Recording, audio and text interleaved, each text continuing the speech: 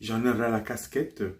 J'en ai ras la casquette. Mon nom est Paulin Blaise. Alors, j'ai écrit un livre qui s'appelle Nouveau-Brunswick en état de mort cérébrale, qu'on arrive très bientôt en anglais. New Brunswick The Brain, que vous pouvez trouver, n'est-ce pas, sur Amazon.ca, à Chapters, à la librairie Le Passage, à la librairie des Grandes Eaux, pour une somme de 32 dollars. Les amis, l'actualité oblige. Depuis la semaine passée, vers la fin de la semaine passée, on sent qu'à Fredericton, il y a une crise politique, n'est-ce pas, qui est arrivée comme ça. Mais rien n'arrive au hasard, d'accord? Et puis je me dis, bon, vous savez, je vous fais des podcasts, je fais des vidéos pour vous. Et merci pour vos appréciations. Mais je me suis dit, comme l'actualité oblige, j'aimerais avoir une causerie avec vous au sujet de tout ce qui se passe pour donner mon point de vue, n'est-ce pas, comme un citoyen lambda, comme un citoyen de la société civile, comme un activiste, un entrepreneur, et puis un père de famille, n'est-ce pas, un businessman, j'en passe.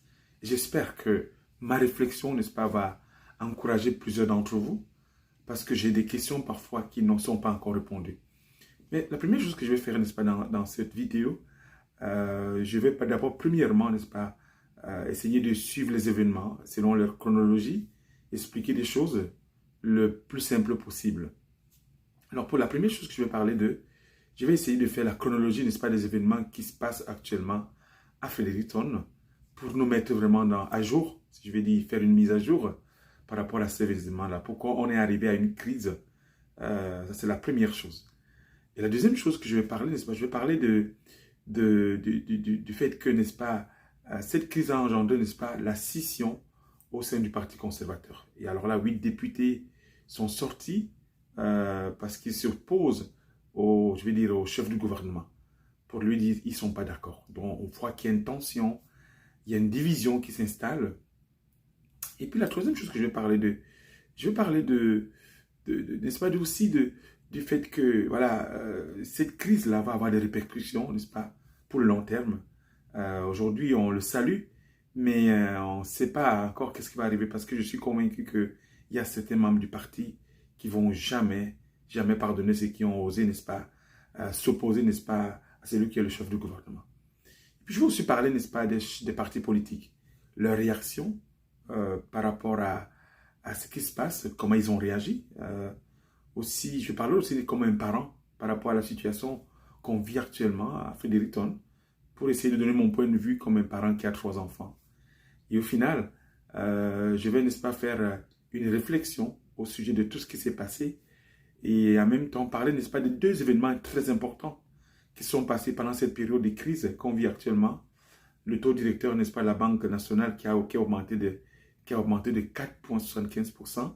Et enfin, n'est-ce pas, la famille de Irving qui annonce que probablement ils vont vendre, n'est-ce pas, une partie de leur usine, je vais dire, de leur avoir, si je peux dire ça, de leurs actifs, pardon, si je peux dire ça comme ça. Et puis, c'est passé inaperçu.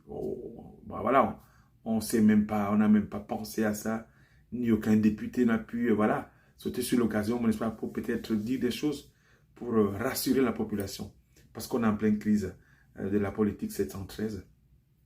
Alors, je commence par la chronologie des événements. Voilà.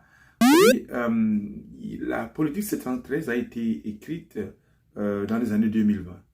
Et le but, c'est quoi? Le but, c'est qu'on veut protéger nos enfants qui ont une orientation sexuelle peut-être différente de ceux qui les entourent, comme des parents, les gens de la famille.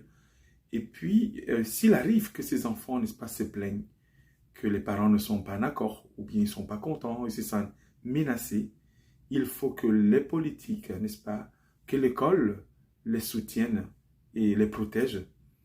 Et en même temps aussi, ce n'est pas simplement la protection, mais si un enfant décide de changer de nom, ils ne sont pas habilités forcément, n'est-ce pas, à mettre au courant leurs parents, parce qu'on veut les protéger de tout ce qui peut être comme, voilà, comme persécution, comme problème à venir, parce qu'il peut avérer que certaines, n'est-ce pas, familles n'aiment pas ce changement de nom.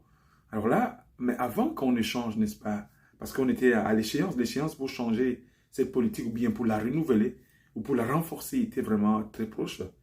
Alors là, le Premier ministre sort, voilà, devant les médias, et il dit que, voilà, il pose la question, parce que les journalistes lui posaient la question sur, voilà, le renouvellement de cette politique. Et il raconte une histoire qui est vraie. c'est un fait. Il dit que pourquoi les drag queens, je simplifie les choses, hein, vont dans les écoles dans le but de lire les documents, les livres aux enfants. Il ne comprend pas. Il ne comprend pas la raison. Il veut savoir pourquoi ils le font. C'est dans quel but, en fait. Et c'est comme si, dans son esprit, on est en train d'imposer, n'est-ce pas, aux écoles, à nos enfants, quelque chose qu'on n'a pas besoin pour le moment. Parce que l'école est un lieu, voilà, de savoir, c'est vrai, mais ils ont la capacité, ils ont des pédagogues, ils ont des enseignants qui font déjà ce travail pour expliquer aux enfants l'inclusion, n'est-ce pas, dans notre société. Alors, j'essaie un peu de dire entre les lignes, sans vraiment assumer voilà, l'explication qui est derrière ce qu'il voulait dire, mais je pense que c'est ce que je viens d'expliquer. Alors là, ça a créé un gros tollé dans la province pour ceux et celles-là qui supportent, n'est-ce pas, ces mouvements LGBTQ. Et puis, maintenant, à la période, comme je vais dire, comme la période approchait, d'accord. Et puis là, le ministre de l'Éducation a dû s'expliquer à la télévision, partout pour parler des changements qui devaient arriver. Et là encore, il y a eu un tollé. Donc, pendant cette période-là, il y a des consultations du nord au sud, de l'est à l'ouest. Moi, je n'ai pas été à ces consultations parce que je n'étais pas vraiment présent. Mais alors là, les médias ont dû faire parler à certains parents, à certains, n'est-ce pas, professionnels de l'école pour parler un peu de ce qui se passe, voir la continuité des choses. Et puis, la réaction n'a pas été vraiment facile. Certains parents ne sont pas contents, et certains enfants ne sont pas contents. Et ils déplorent le fait que le débat, voilà, on veut le clore comme ça, sans aucune discussion. Donc, ça crée un tollé. Et ce tollé fait qu'à un moment donné, d'accord, il y a eu une crise. Il y a une crise à l'intérieur, n'est-ce pas, à l'interne du Parti conservateur. Est-ce que la vision que le Premier ministre, n'est-ce pas, apporte, est-ce que c'est ça qui a créé la crise ou bien il y a, n'est-ce pas, des choses qui existent depuis très longtemps, il y a des mésententes, il y a, n'est-ce pas, des tensions, parce qu'on peut déjà voir qu'est-ce qui s'est passé, n'est-ce pas, depuis fort longtemps avec l'ancien ministre de l'Éducation, M. Dominique Harley, qui a claqué la porte, qui a démissionné, qui a dit des choses graves au sujet du fait que, voilà, ce chef du gouvernement n'aime pas les francophones. Il veut détruire l'immersion française dans nos écoles. Donc, ça a été des mots très forts. Est-ce que, quand il est parti, est-ce qu'il y avait d'autres personnes? Parce qu'il disait avant de partir qu'il y a d'autres qui ont peur de démissionner. Mais il sait qu'à un moment donné, n'est-ce pas, il va avoir des démissions. Donc, c'est ce qui s'installe. Et ça perdure. Donc, voilà. C'est là où, n'est-ce pas, tout ce soulèvement a commencé depuis fort longtemps. Alors, pendant ce moment-là, la semaine est passée, et puis 8 députés, n'est-ce pas, ont décidé d'écrire une note pour dire, n'est-ce pas, à la population, à leur circonscription, aux médias, qu'eux, ils ne veulent plus en parler. Parce qu'ils sont en désaccord total avec, n'est-ce pas, le Premier ministre. Et la crise ne fait que, n'est-ce pas, continuer et continuer. Alors moi, je veux parler maintenant comme un parent. J'essaie un peu de faire la chronologie parce que l'histoire, elle est quand même longue. Mais j'essaie de résumer en un laps de temps pour vous, pour que ma vidéo ne soit pas tellement longue. Mais, et moi comme parent, moi je veux parler comme un parent. D'accord? Je dis, j'ai beaucoup de chapeaux, businessman, activiste, politicien, pour ceux qui me connaissent, un homme très engagé dans la communauté. Mais moi je veux parler comme un parent. D'accord? Je veux d'abord dire quelque chose avant de parler comme un parent. C'est que vous savez aujourd'hui, ce qui est marrant dans notre société, on nous a appris en démocratie que nous avons le droit de penser et que personne ne peut limiter nos pensées si on pense et que personne n'a le droit de venir nous imposer son agenda. Parce que derrière l'imposition de l'agenda, il y a autre chose, d'accord? Et il y a le contrôle. Mais ce que je veux partager, c'est que je ne suis pas là pour agresser les gens. Je ne suis pas là pour dire que moi je suis mieux, que les autres ne sont pas mieux. Mais je veux avoir un dialogue vrai, intelligent, de real talk, pour parler des questions qui fâchent. Parce qu'aujourd'hui, quand il y a une question qui fâche et qu'on essaie d'être pas en accord, alors là, on est fini. Hein. On va nous insulter, on va nous écraser sur les médias sociaux. Voilà, on va parfois nous agresser physiquement. Mais ce ne sont pas mes propos. Je ne suis pas là pour provoquer des gens. Je suis là pour réfléchir. Parce qu'en démocratie, j'ai appris une chose. L'humain doit utiliser sa raison. Et c'est la raison et les idées qui ont construit, n'est-ce pas, ce pays. C'est la logique humaine, pas des bagarres, pas des des guerres, pas des guéguerres, comme on dit dans notre expression. J'espère qu'avec beaucoup de respect que j'ai pour vous, vous qui me suivez, et vous qui allez écouter ma vidéo, vous allez respecter, n'est-ce pas, mon point de vue, parce que j'ai aussi le droit de donner mon point de vue comme un père, comme un homme de la société civile, comme un citoyen lambda. Alors, j'ai 3 enfants qui ont moins de 15 ans. Et puis, dans la politique, n'est-ce pas, je dis la politique qu'on a utilisée, ces documents qu'on a écrit pour protéger nos enfants, comme on protège les enfants sur beaucoup de points, sur beaucoup de domaines qui est vraiment intéressant. Et alors là, ce qui est dit, c'est que l'enfant qui a moins de, n'est-ce pas, de 16 ans, il a le droit de ne pas dire à ses parents s'il a changé de nom, à ma compréhension. Il peut aussi, à un moment donné, voilà, parler avec l'école, et l'école doit cacher ça, parce que le parent n'est pas obligé de connaître, pour protéger, n'est-ce pas, l'enfant. Alors, je vais vous parler comme un père de famille. L'intention est sûrement bonne, d'accord? Mais je vais parler comme un père de famille, d'accord? Qui vit avec ses enfants, qui les élève. Avec mon épouse, on travaille fort. On n'est pas des voleurs, on n'est pas des malhonnêtes. On aime nos enfants à fond. D'accord? Pour les enlever auprès de nous, c'est difficile parce qu'on est très attaché à eux. Ils sont attachés à nous. Avec nos enfants, on a eu cette chance, n'est-ce pas, de discuter avec eux autour d'un repas parce que chez nous, à partir de 6 heures du soir, normalement, quand on est tous rassemblés, majoritairement, on mange ensemble à table. Et c'est là où on partage, n'est-ce pas, toutes les choses qu'on partage pour les enfants, pour nous. Et c'est des super bons moments, d'accord? Et quand j'entends certains groupes de gens, même de politiques qui disent « Oui, on doit protéger les enfants », je suis d'accord. Mais quand j'entends dire que nos enfants n'ont pas à nous donner le nom qu'ils ont choisi, s'ils ont peur ou bien ne veulent pas le faire, l'école peut les protéger. Et je vous parle comme un parent, peut-être comme beaucoup d'autres comme moi. Vous mettez le couteau dans mon cœur, d'accord? Parce que il n'y a personne qui connaît son enfant que le parent lui-même. Et prendre ces décisions comme ça à la volée, je trouve ça dur. Dur parce que, en fait, on est en train de perdre tous les droits que nous avons sur l'enfant. C'est quoi alors le but du parent? Pourquoi lui donner un prénom finalement? Est-ce qu'on va arriver à un point où nos enfants n'auront plus de prénoms, nos prénoms, nos noms de famille? Nous avons des valeurs qu'on partage, qui peuvent peut-être pas forcément être les valeurs que nos enfants aimeront dans le futur. Mais je pense que nous avons une certaine responsabilité comme parents. Tant qu'il vit chez nous, on a quand même le droit de regard. Mais si vous enlevez ce droit de regard pour dire à l'enfant, il n'est pas obligé de dire, il faut le cacher, je trouve ça dur, d'accord? Et vous allez faire beaucoup mal à beaucoup de parents. C'est dur. Parce que j'ai cru comprendre que quand l'enfant a 18 ans, là, il est libre, n'est-ce pas, de choisir le chemin qu'il doit prendre. Il a cette liberté-là, mais nos enfants, ils n'ont pas encore de liberté en tant que tels, comme des enfants de 18 ans, pour prendre des décisions, n'est-ce pas, qui sont aussi importantes. Et imaginez-vous un instant la pression que ces enfants vivent, pas seulement les nôtres, à l'école, dans la société de tous les jours. Moi, je les vois aller, je vais dans les écoles, je rencontre beaucoup d'enfants, je connais beaucoup de parents.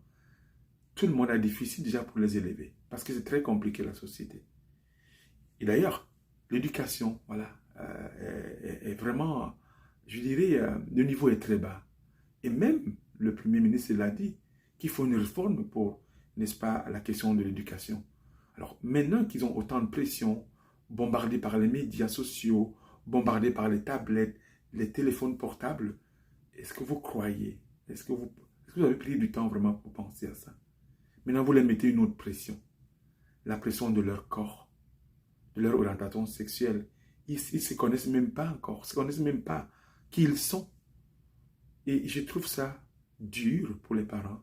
Je trouve ça quelque chose de blessant et qui blesse beaucoup de parents. Et moi, je l'avoue. Moi, peut-être j'ose parler parce que peut-être que j'ai la facilité de le faire. Mais si vous interrogez beaucoup de parents, ils ne sont pas en accord. D'accord? Est-ce qu'il ne faut pas juste laisser ces enfants tranquilles? Je me pose une question. Que de continuer, n'est-ce pas, à les assommer avec autant d'informations, autant de choses qu'ils ne comprennent pas.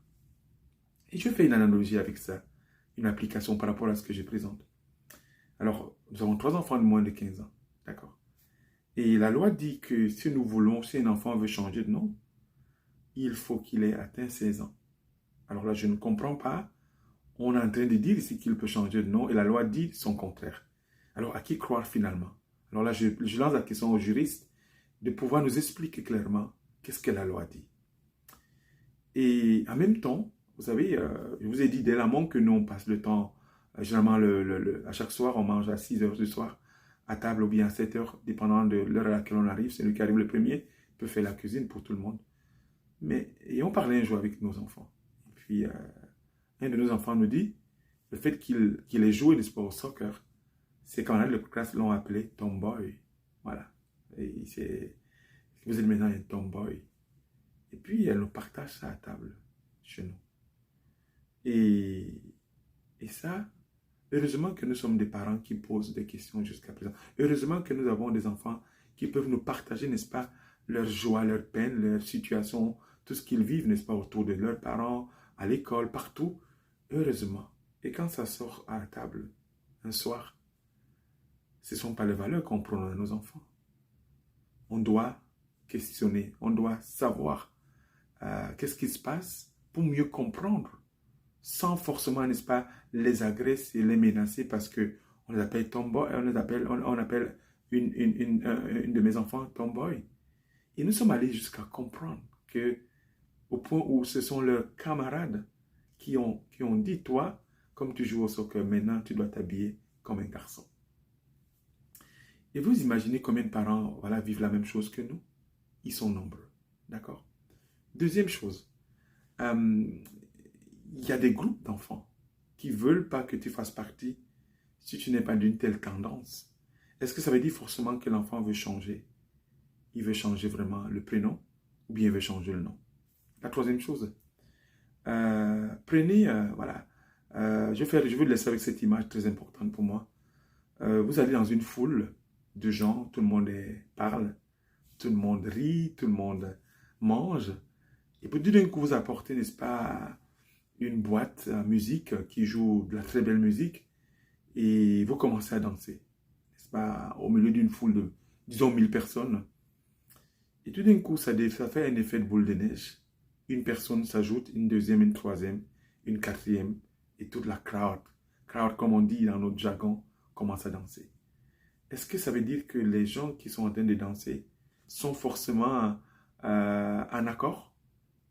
Ça peut être simplement le rythme qui les attire et qui fait finalement qu'ils vont danser parce que tout le monde est dans l'ambiance, tout le monde est ambiancé, d'accord, comme on dit.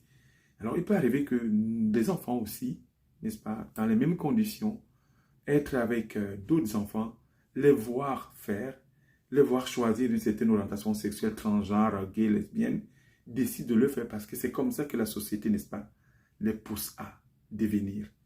Donc, je peux poser 1001 questions comme ça. Il y a tellement de questions qu'on peut poser. Et donc, j'aimerais vous dire simplement une chose, qu'on doit faire attention. Parce que j'ai appris une chose dans ma vie qui est très importante.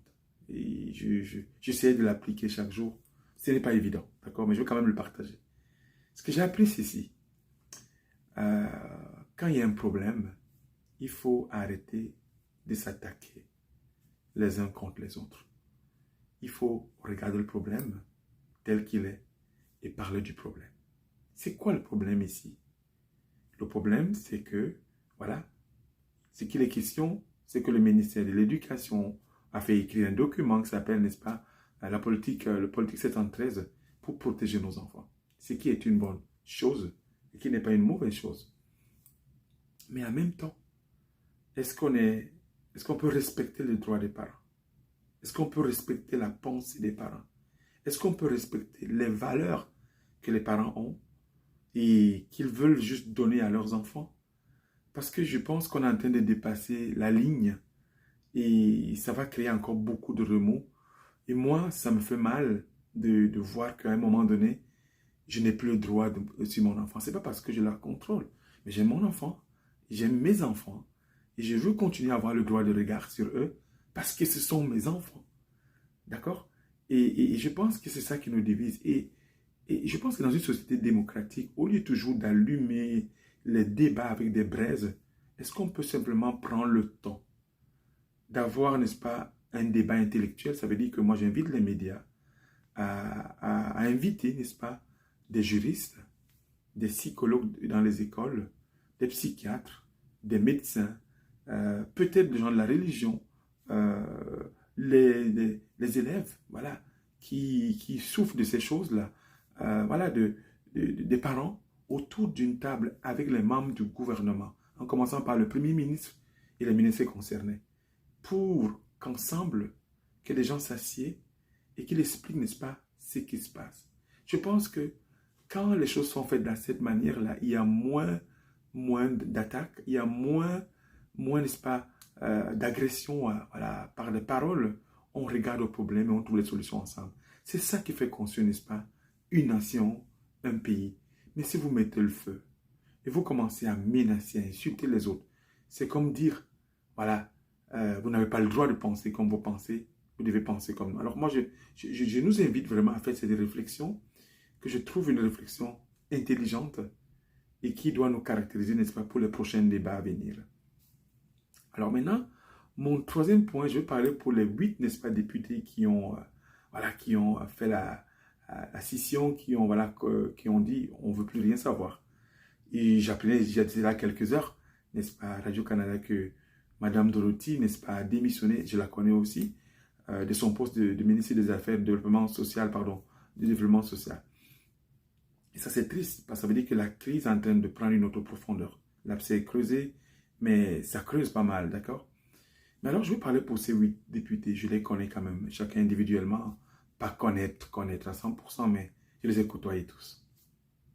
Majoritairement, bref. Et ils ont pris la décision, n'est-ce pas, d'aller devant les médias pour parler de ce qui fâche. Je pense qu'il y a beaucoup de choses de l'intérieur qui se sont passées, pas forcément ce qui vient de sortir là. Je pense que ça boue depuis très longtemps. Et je pense qu'ils n'aiment pas cette politique qui est dirigée par le cabinet du Premier ministre, d'accord? Et au final, ils sortent, ils partagent leur désarroi, leur mécontentement, et ils ne sont pas contents.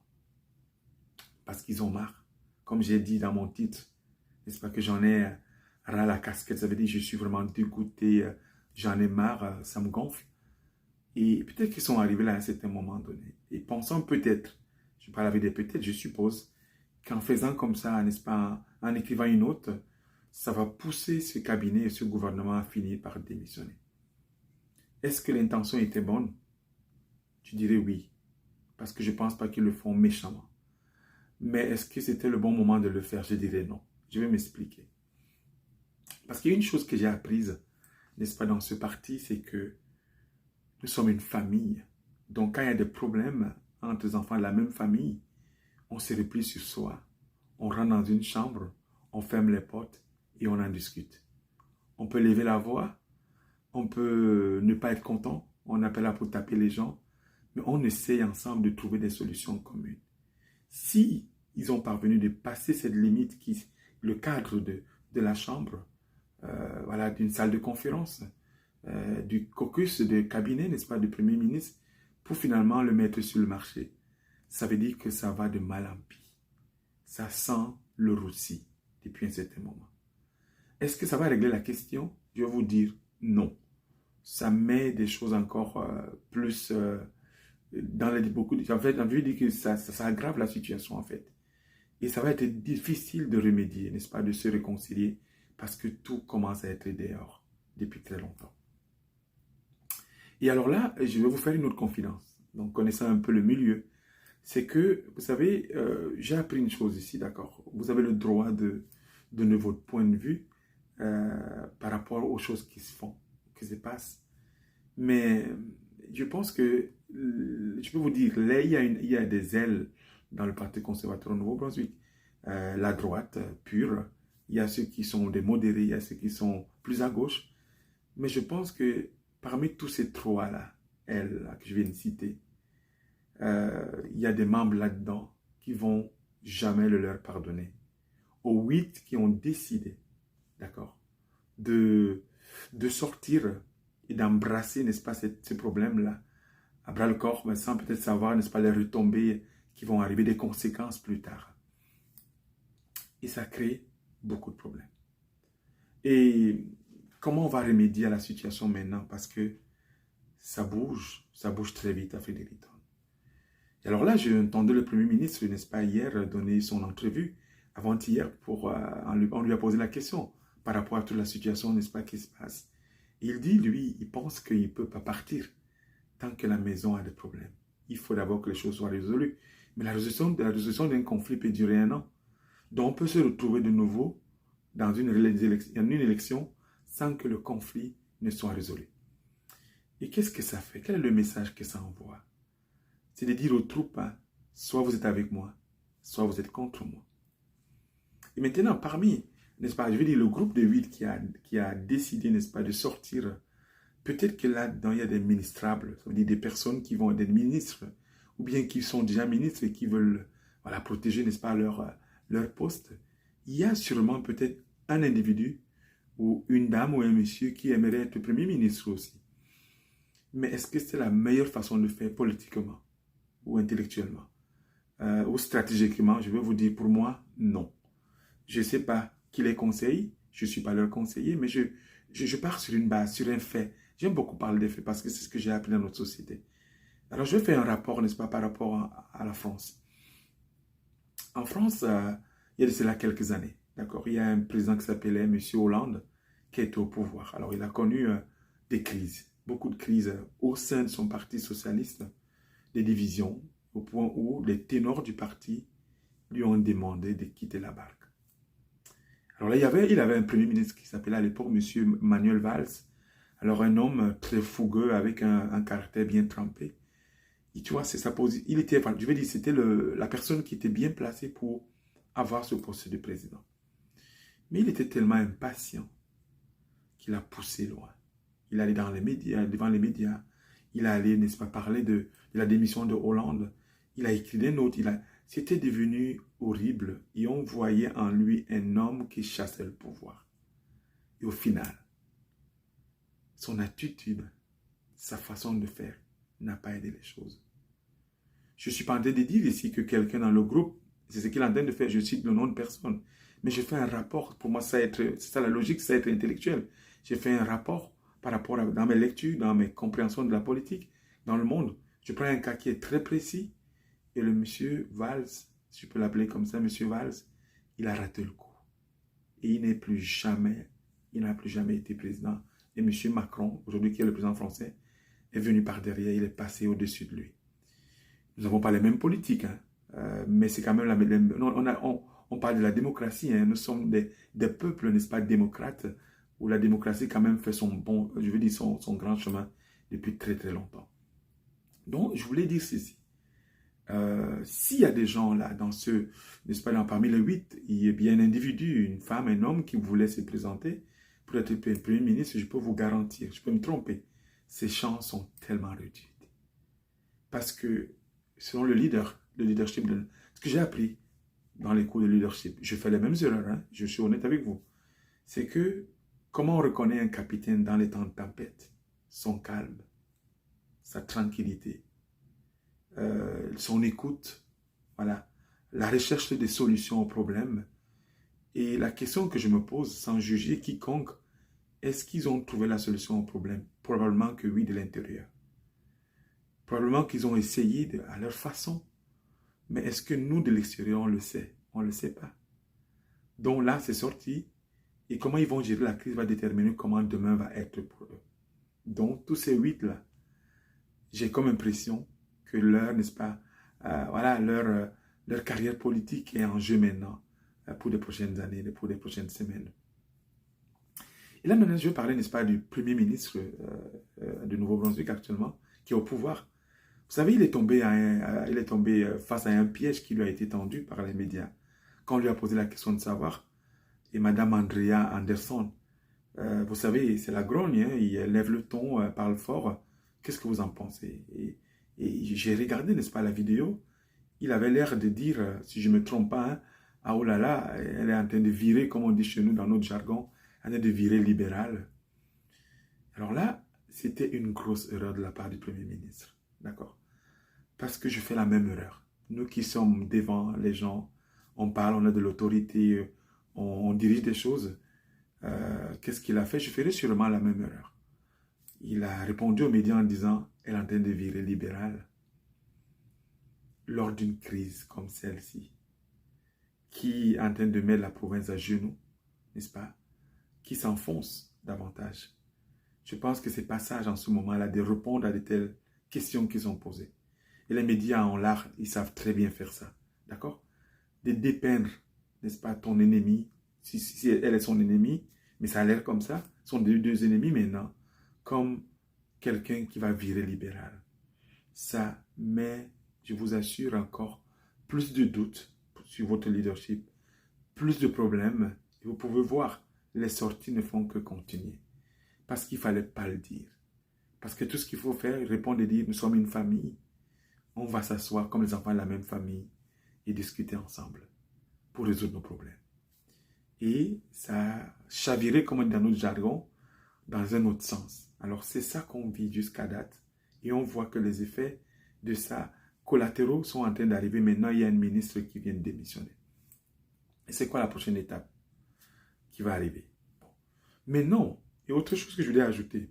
Figurons-nous que ce gouvernement finit par tomber. Parce qu'on voit maintenant que certains ministres votent avec l'opposition.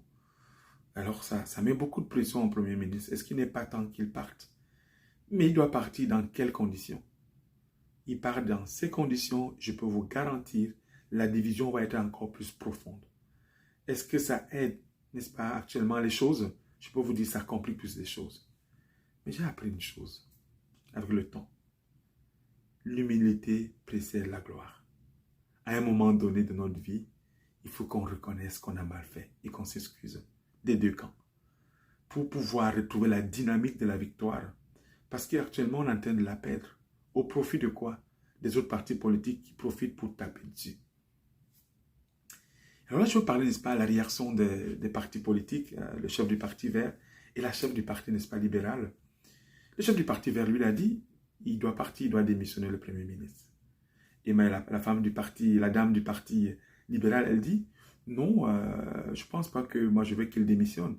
Parce qu'elle vient juste d'être élue, on ne la connaît pas encore, elle a intentionné la province pour parler, n'est-ce pas, de ses projets, le futur de la province. Mais quand je vois les réactions, je l'ai toujours condamné. Je déteste les réactionnaires. Quand il y a surtout des questions aussi importantes qui divisent notre province. C'est facile de dire, monsieur, vous pouvez démissionner, quitter, on mettra une autre personne. C'est le temps de partir. Ce n'est pas comme ça qu'on résout des crises.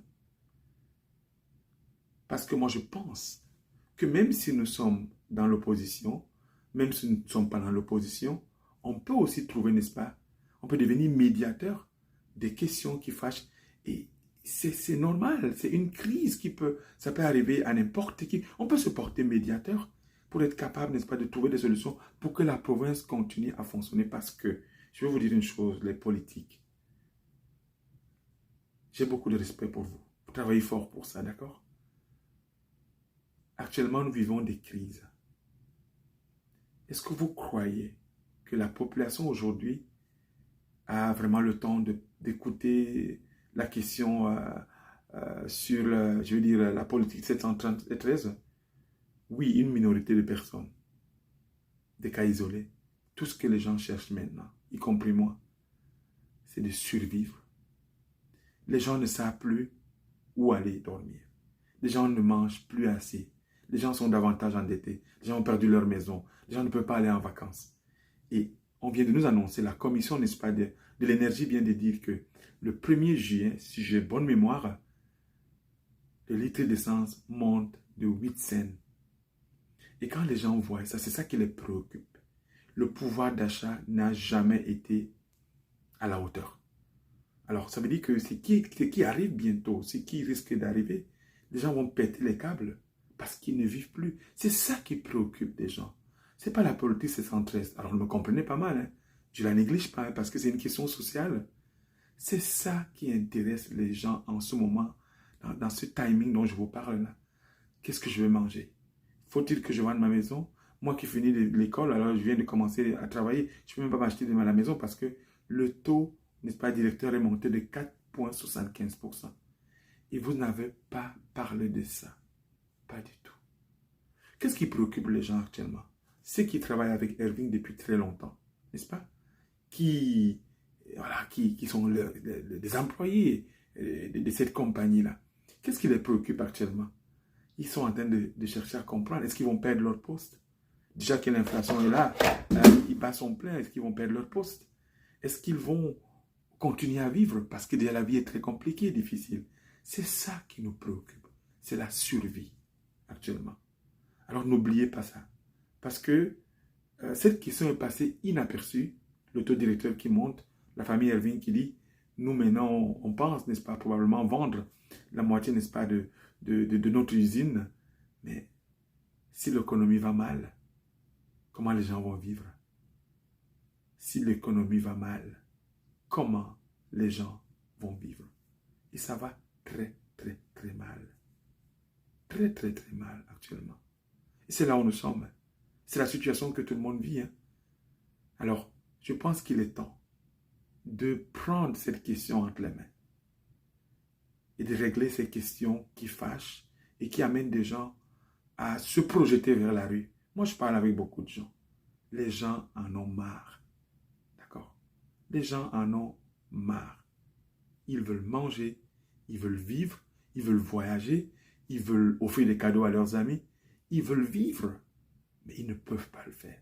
Vous savez combien de maisons ont été vendues jusqu'à date? C'est énorme. Vous savez combien de gens sont dans les files alignés tous les jours pour des food banks? Énorme. Alors, qu'est-ce que vous devez faire? J'entends bien sûr les membres du gouvernement disent qu'on a une bonne économie maintenant.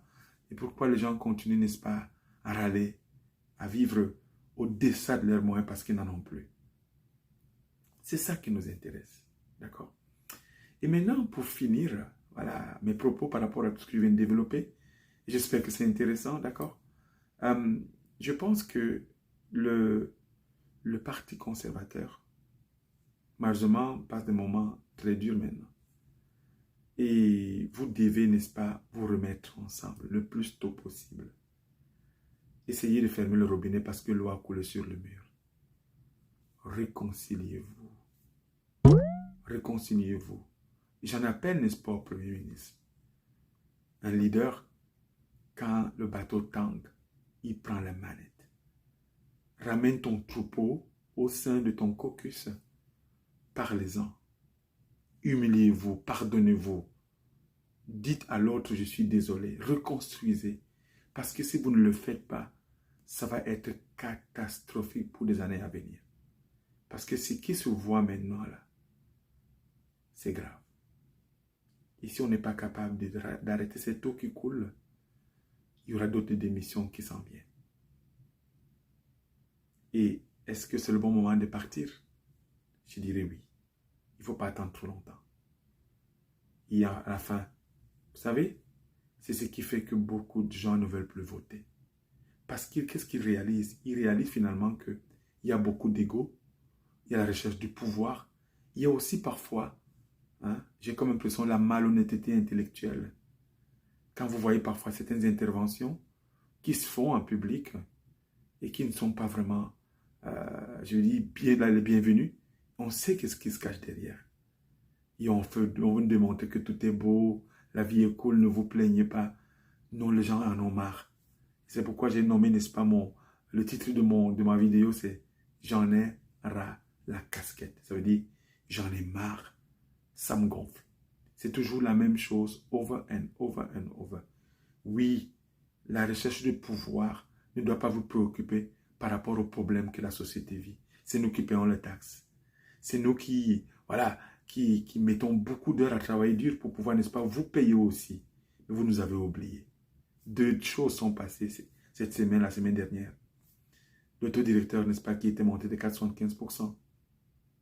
Et deuxièmement, la famille d'Irving qui annonce probablement une vente de la moitié peut-être de son usine. Ça veut dire beaucoup de pertes d'emploi. D'accord? Et moi, je me tourne maintenant, n'est-ce pas, à vous le peuple.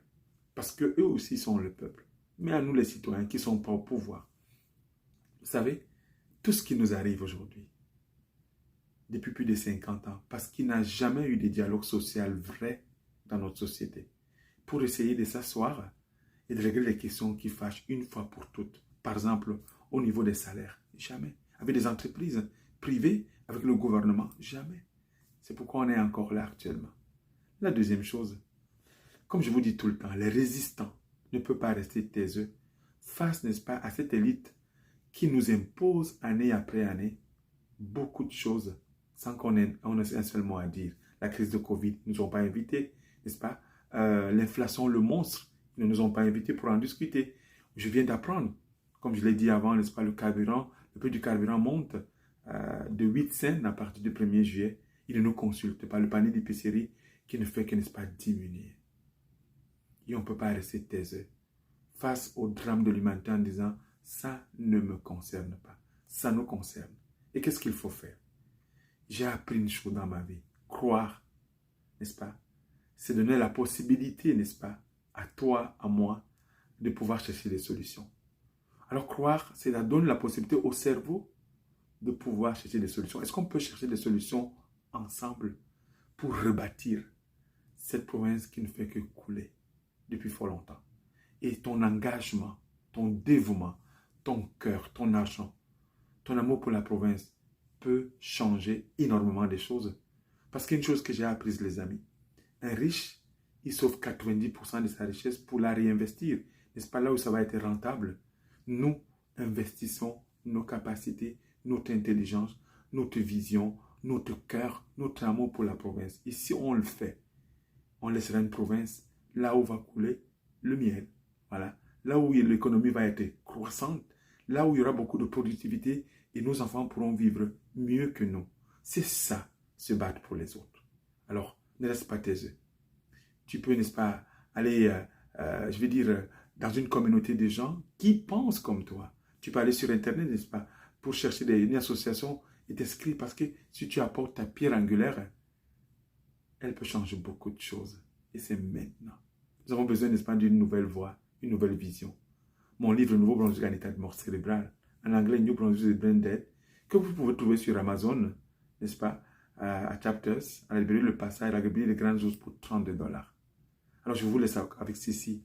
Pour vous aussi, n'est-ce pas, vous inscrire, n'est-ce pas, sur mes chaînes YouTube, TikTok, Facebook, LinkedIn, Twitter. Voilà, allez-y, faites-le maintenant. Les vrais résistants ne restent pas taiseux. Eux, ils ont voulu décourager notre province, mais nous, on veut l'encourager. Ils ont voulu le réduire à rien. Nous, on va le rebâtir avec nos forces, avec nos mains, avec notre sagesse, avec notre intelligence. Merci. Merci encore une fois. Je vous souhaite un excellent week-end en espérant, n'est-ce pas, nous revoir encore la semaine prochaine. Et je vous quitte en vous disant ciao. Je vous aime. À plus tard.